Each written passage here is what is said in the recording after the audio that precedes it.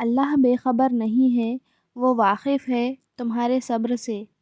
قرآن پاک وہ نور ہے جو زندگی کے اندھیروں میں روشنی دکھاتا ہے۔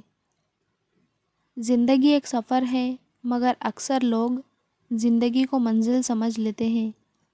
جس دن تمہیں قرآن سمجھ میں آ گیا، اس دن تمہارا نہ کوئی مسلک ہوگا اور نہ ہی کوئی فرقہ۔ میں مسکرا دیتی ہوں ہر بار یہی سوچ کر، اللہ پاک میرے حوصلے کبھی ٹوٹنے نہیں دے گا۔ مخلص چھوڑ جائیں تو منا لیا کرو، منافق چھوڑ جائیں تو اللہ کا شکر ادا کیا کرو۔ زندگی بہت چھوٹی سی ہے، کوشش کرے کہ کسی کا مان، اعتبار اور یقین نہ ٹوٹنے پائے۔ وقت تو گزر ہی جاتا ہے، لیکن دی ہوئی تلخیوں کے نقش ہمیشہ باقی رہتے ہیں۔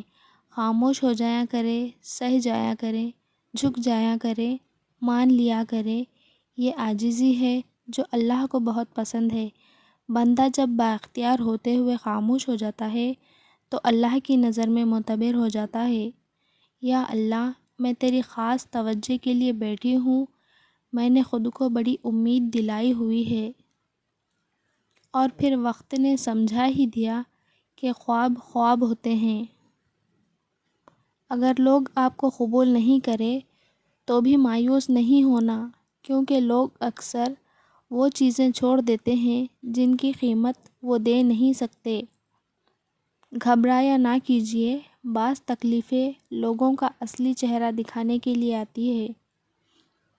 تم کو خدا سے بڑھ کر کوئی نہیں چاہتا، بس حق یہی ہے کہ تم بھی خدا سے بڑھ کر کسی کو نہ چاہو۔